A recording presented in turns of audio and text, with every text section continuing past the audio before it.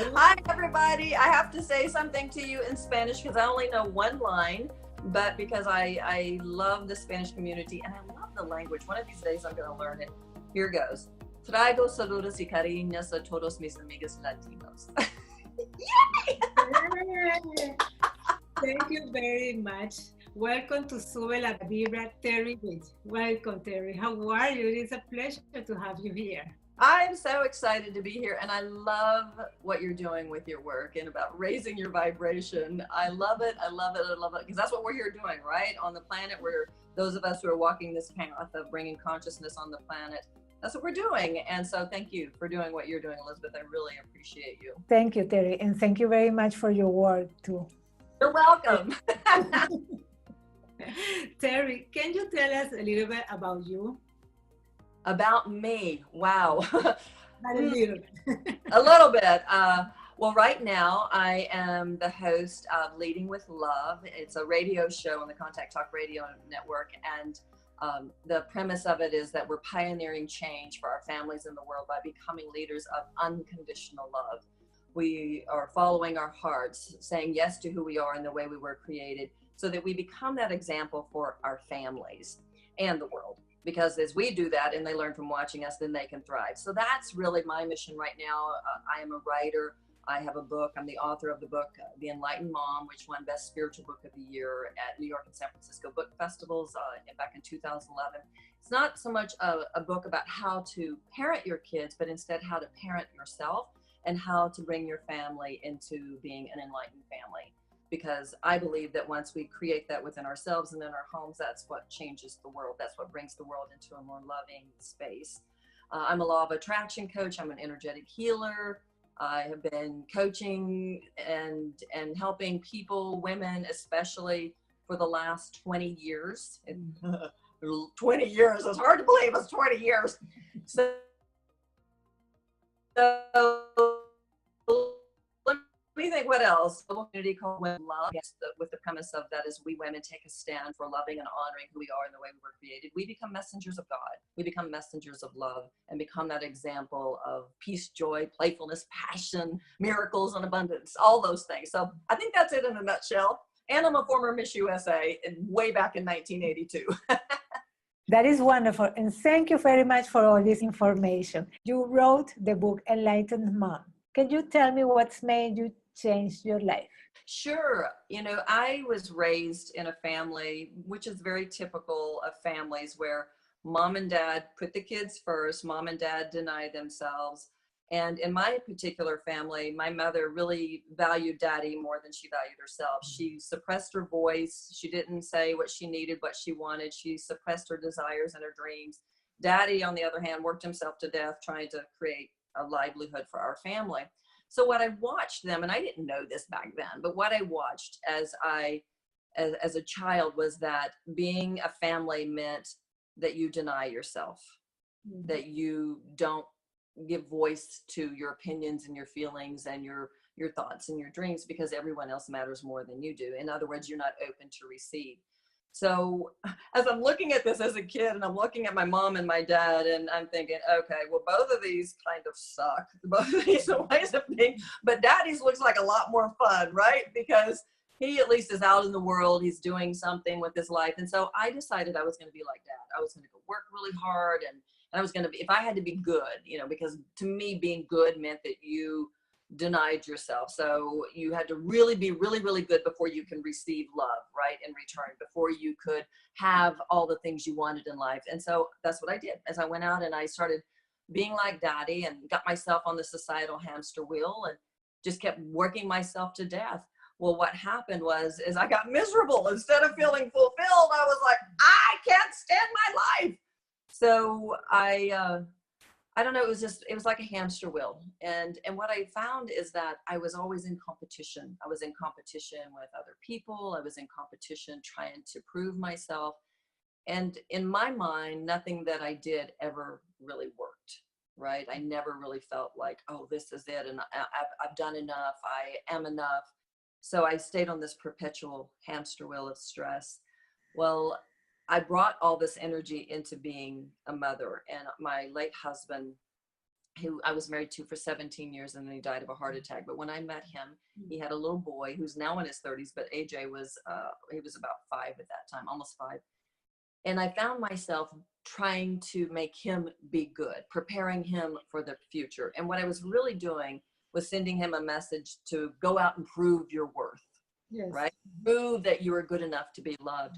And every time I found myself doing that and living by these rules in my subconscious mind, I found myself angrier and angrier and angrier. And I find myself controlling him. I'd control my husband. And I remember I had a turning point, or not even really the turning point, but when I realized I'd hit bottom was one day AJ and I had gone to battle. I just had one of my daughters, Mackenzie, who is now in her 20s. And AJ, I don't know what was happening, but I just remember that he was sitting on his bed, his little bunk bed. He was now 8 years old. He had his arms wrapped around his knees, and I'm screaming at him. I'm standing there, this big, hovering, giant stepmom, screaming at him. And all of a sudden, this pain just washed over me, and I said, I don't know how to love you. And Elizabeth, I mean, I literally just dropped to my knees. I'm crying and crying and crying, and I said, I don't know how to love you. And I really couldn't stand myself at that point. I couldn't stand who I was and how I was being as a wife and a mom. Well, I had my next daughter, Colby, and I still was just kind of being in that space of performing and controlling. Well, then my dad got sick and died. And remember, he's the one I kind of attached myself to, right? And that I was going to be like dad. Well, the last 10 years of daddy's life, he had lost everything in bankruptcy. He lost, I mean, everything, his home, his business, everything. He started drinking, and he literally smoked and drank himself to death at the age of 54. So I go into therapy, and as I'm in therapy, I'm looking at, what was it with dad? What was going on with him? Why couldn't he receive our love? Because we kept saying, we don't care if you've lost everything. We don't care. We love you. But he couldn't receive it. So as I was looking at it and really contemplating daddy's life, it hit me one day that daddy had no forgiveness for himself. He had not embraced his humanness. He always lived on a hamster wheel. And when he felt like he had failed, that's when he went in that downward spiral into that rabbit hole. And the next thing that hit me was, and I am just like him. I have become just like him. I have no forgiveness for myself. And that just opened up this whole awakening for me that if I didn't want to perpetuate the same cycle for my family, I had to stop it. I was the one who had to change everything. I had to find a way of loving myself unconditionally. I had to calm myself down because I was always so wound so tightly. Even my therapist said, you need to get into meditation. You're wound so tight. And because that's the way I was, it was like everything had to be done right. Everything had to be good. And I had to please you and make you happy so that I could get your love in return, which is what my dad did. And what I came to find out eventually as I studied this more is what my mom did too. So for me, it was that awakening of, it's time to break the cycle. I have to make a shift. Exactly. And what did you do to change? Well, when my therapist said you need to get into meditation, that was the biggest gift. I mean, I ended up at a healing school, a school for energetic healing, just taking a meditation class. And the first night I'm sitting in meditation, I am feeling calm. I'm bringing in energy. I'm raising my vibration. I see a spirit go across the room and I'm like, oh my gosh, what's happening here? So as soon as I said, yes, you can love yourself, it was as if my whole world shifted and I was on fire. I started finding my passions about energy healing. And then after doing all of that, I moved into a different school for learning how to read intuitively, to read people's energy, to see where their blocks are. And I remember one of the other students, she looked at me one day, she said, oh my gosh, you have such a gift for understanding relationships. And I said, I do? And she said, yeah, you just go straight to the problem. You see it, you go to it, you understand it. And I was like, wow, I've been doing that my whole life. Ever since I was a little kid, I've been everybody's go-to person when they had issues and stuff. But you know, you don't recognize your gifts. You don't understand it, especially when you're always performing, trying to get it right, right? You don't see your gifts. So now I was understanding that I do have a real good grasp on what's happening in our relationships with each other, in our families, with our spouses, with our children.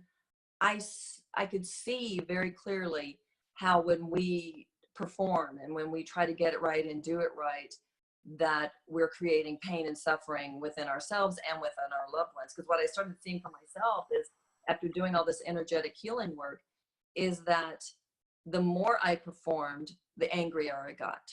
Wow.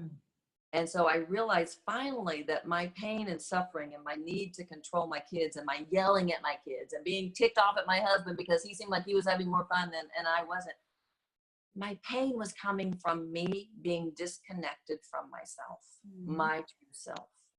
That in my performing, I was moving out of alignment with who I am and the way I was created. And every time I performed, I was putting God on the back burner. So the big awakening came for me was when I realized that when I love myself unconditionally, saying yes to who I am, setting boundaries, saying my wants, desires, and dreams, I'm actually putting God first.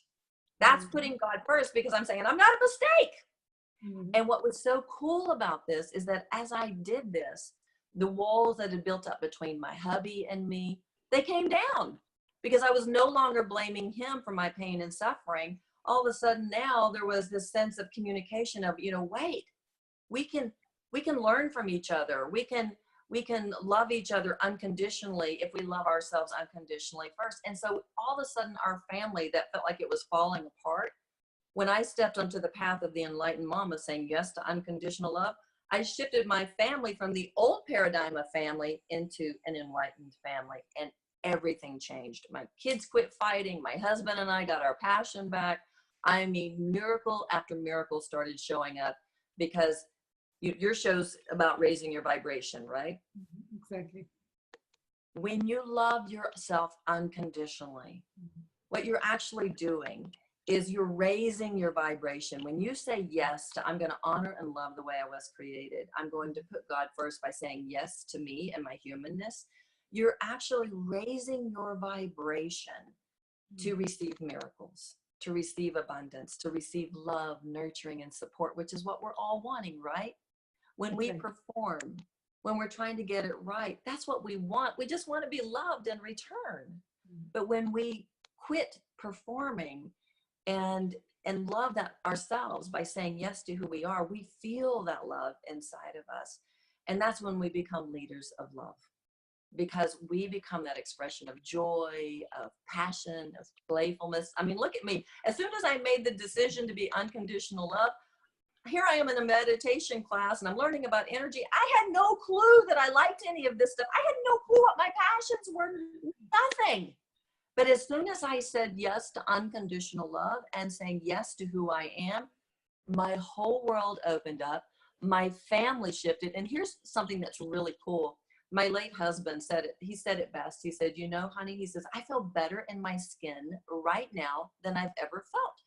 I said, why? And he says, you forced me to it. And I said, how did I force you to it? He said, when you quit caretaking me to find yourself, it forced me to find myself. And now I feel better in my skin than I've ever felt. That's so wonderful. Yeah, Elizabeth, that's when I knew that by loving myself unconditionally, I was a leader of love for my family. Being an enlightened mom and saying yes to who I am, I set the tone for my whole family to move into unconditional love. And I tell you, it's so cool. My oldest daughter got married this last year. Oh, that's nice. I know, it's so cool. And she gave me this gift on her wedding day. It was a handkerchief. On the handkerchief, she had this beautiful message to me. And what she talked about was, she said, thank you for showing me what a healthy, loving relationship is. And that I can have that now. And I don't know the exact wording, but it was so beautiful, because what she was saying to me was, Mama, thank you for being a leader of love. Thank you for being an enlightened mom. Thank you for bringing our family into being an enlightened family, breaking the old paradigm of what family used to look like, where the parents deny themselves. She said, thank you. And it is so cool, Elizabeth, to see her and her husband really coming from that space. And they're not walking around going, oh, I'm going to put God first, I'm going to do this. They're not doing that.